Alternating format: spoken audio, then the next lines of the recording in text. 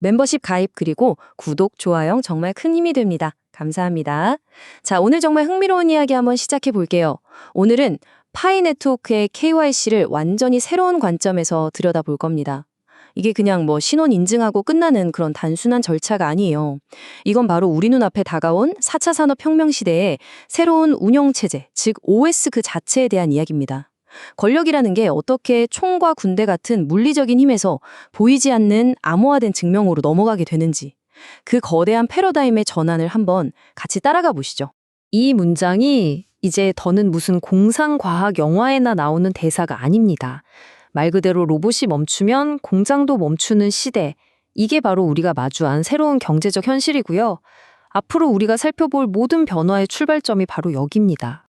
오늘 우리가 따라갈 로드맵입니다. 첫 번째, 생산은 무한대로 늘어나는데 정작 이걸 사줄 사람이 사라지는 기막힌 역설에서 시작할 거고요. 두 번째, 그래서 국가가 해결책이라고 내놓는 기본소득이 왜 결국 재앙으로 끝날 수밖에 없는지 그 구조를 파헤쳐 볼 겁니다. 세 번째, 그리고 이 모든 변화의 근본적인 원인, 바로 폭력의 시대가 끝나고 주권개인이라는 새로운 존재가 등장하는 이유를 알아볼 거고요. 네 번째, 그럼 그 대안은 무엇인가?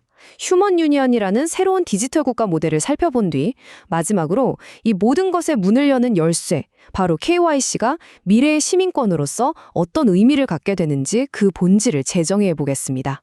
부하 권력의 판이 어떻게 통째로 뒤집히는지 그 거대한 흐름을 한번 짚어보시죠. 네, 그럼 첫 번째 이야기부터 시작해 보겠습니다.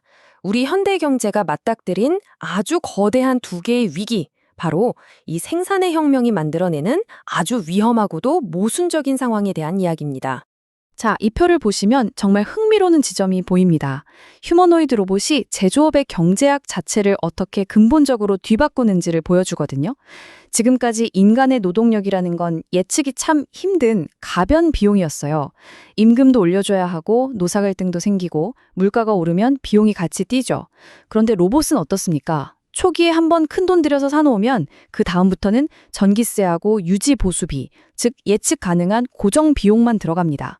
심지어 물가가 오르는 인플레이션 상황에서도 로봇의 생산 단가는 오히려 점점 떨어지는 효과까지 있죠. 더 대단한 건 수십 년 경력의 장인이 은퇴하면 사라져버리던 그 귀한 기술이 이제는 디지털 데이터가 돼서 무한 복제되는 영원한 자산이 된다는 겁니다. 한마디로 생산에 있어서 불확실성이라는 개념이 사라지는 거예요. 이 숫자 정말 중요합니다. 50% 이상. 지금 우리가 쓰는 인터넷 세상의 절반은 진짜 사람이 아니라는 거죠. 자, 그럼 생각해 보세요.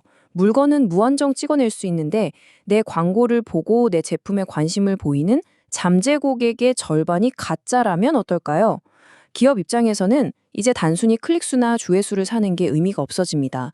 진짜 살아있는 구매력을 가진 인간의 관심을 사기 위해서 훨씬 더 큰 돈을 써야만 하는 시대가 온 거죠.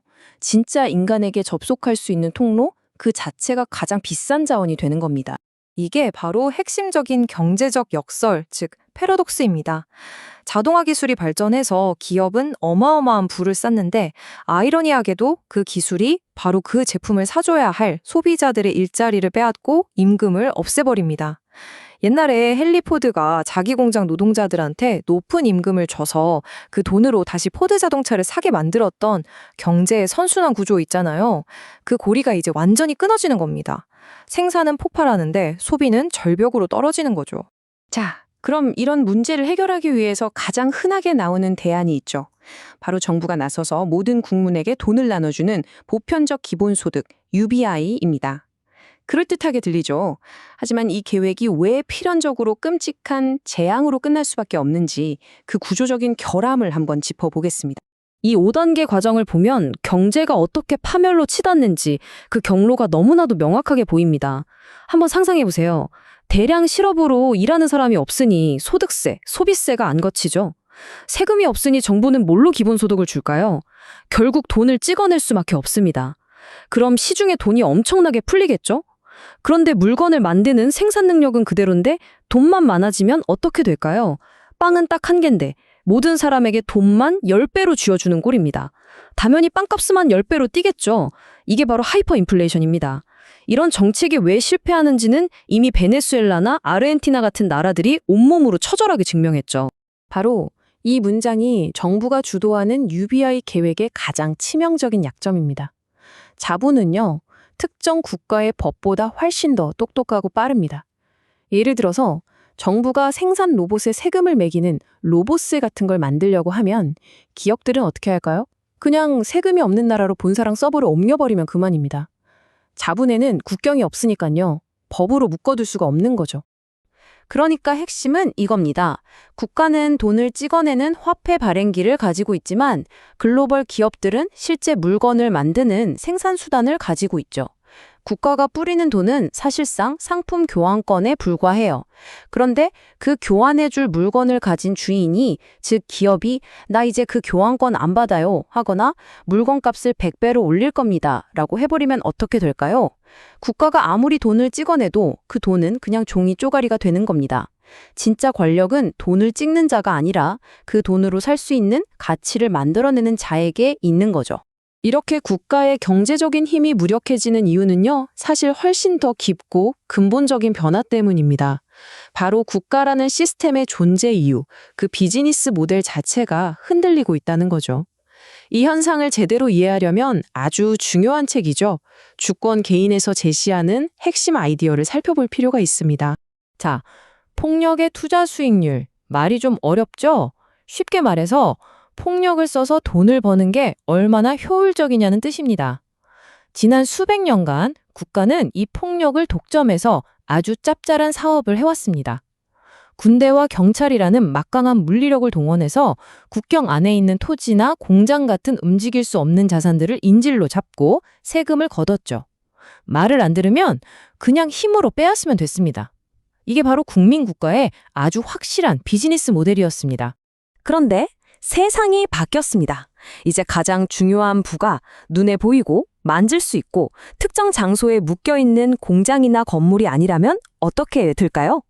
부의 원천이 개인의 머릿속에 있는 지능, 그리고 오직 나만이 열쇠를 가진 비스탁 지갑 안에 암호화된 디지털 자산으로 바뀌면서 게임의 규칙이 완전히 역전된 겁니다.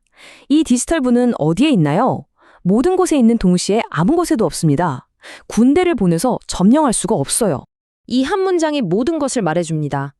칼과 총, 즉 국가가 독점해온 물리적인 폭력으로는 암호화 기술을 뚫을 수가 없습니다. 결국 폭력의 투자 수익률이 바닥으로 곤두박질 치는 거죠. 이제는 무력을 동원해서 디지털 자산을 빼앗으려고 시도하는 비용이 거기서 얻을 수 있는 이익보다 훨씬 더 커져버렸기 때문입니다. 국가의 낡은 권력 모델이 깨져버린 겁니다. 암호화된 지능으로 쌓아올린 성벽은 총칼보다 훨씬 더 강력합니다. 자, 그러면 기존의 국민국가가 이렇게 힘을 잃고 있다면 그 빈자리는 과연 무엇이 채우게 될까요? 그 해답은 바로 땅이나 국경이 아니라 검증된 인간들의 네트워크 그 자체 위에 세워지는 새로운 종류의 주권 국가, 바로 디지털 국가, 휴먼 유니언입니다. 이 표가 보여주는 핵심은요, 이 휴먼 유니언이라는 게 그냥 사람들이 온라인에 모여있는 커뮤니티가 아니라는 겁니다. 하나의 국가처럼 제대로 작동하려면 완벽하게 통합된 운영체제, OS가 반드시 필요합니다. 첫째, KYC를 통해 진짜 인간 구성원인지 아닌지를 가려내야 하고요. 둘째, 비수탁 지갑이라는 안전한 경제적 혈관이 있어야 합니다. 셋째, 노드 같은 공동의 자산을 활용해서 수익을 창출하고 공유할 수 있어야 하고요. 마지막으로 글로벌 규제까지 준수해서 현실 세계와 연결되어야 합니다. 이 모든 조각들이 따로 노는 게 아니라 하나의 시스템 안에서 유기적으로 완벽하게 맞물려 돌아가야만 낡은 국가를 대체할 수 있는 진짜 힘을 갖게 되는 거죠. 이 그래프가 그 차이를 아주 명확하게 보여줍니다. 월드코인처럼 신원증명, 즉 인간증명이라는 퍼즐의 한 조각만 잘 맞추는 프로젝트도 있고요. 또 아카시나 렌더 같은 딥인 프로젝트들처럼 컴퓨팅 파워 제공이라는 한 조각만 가진 곳도 있습니다. 하지만 이건 마치 스마트폰에 OS는 없고 계산기 앱 하나만 덜렁 있는 것과 같아요. 미완성인 거죠. 반면에 진정한 경제 시스템, 진정한 디지털 국가가 되려면 처음부터 신원, 지갑, 연산, 생태계까지 모든 필수 기능을 통합하는 풀스택 접근이 필요합니다. 실제 경제는 여러 기능들을 그냥 합쳐놓은 게 아니라 하나의 완전한 유기체처럼 움직이니까요. 자, 그럼 지금까지의 모든 논의는 결국 이 하나의 핵심적인 질문으로 모아집니다. 이 새로운 디지털 국가의 시민이 되기 위한 자격, 그 문을 여는 열쇠는 과연 무엇일까요? 바로 여기에 KYC가 이 새로운 세상에서 갖게 될 진짜 의미가 있습니다. 그러니까 이제부터는 KYC를 무슨 귀찮은 관료적 절차나 규제 준수를 위한 숙제라고 생각하는 걸 멈춰야 합니다. KYC는 이 새로운 디지털 국가의 여건이자 그 국가의 자산에 대한 권리를 증명하는 주식증서와도 같습니다. 당신은 봇이 넘쳐나는 이 세상에서 진짜 협상력을 가진 귀한 인간입니까? 라는 질문에 대한 유일한 증명서. 이것이 바로 휴먼 유니언의 시민권이고 KYC의 새로운 정의입니다. 이건 그냥 뜬구름 잡는 이론적인 이야기가 아닙니다. 이 휴먼 유니온을 떠받칠 사회 기반 시설, 즉 인프라는 이미 전 세계에 흩어져 있는 35만 개가 넘는 활성 노드들로 구축되고 있습니다. 이 노드들은 특정 기업이나 국가가 소유한 게 아니라 전 세계 개인들이 자발적으로 운영하는 컴퓨터들입니다.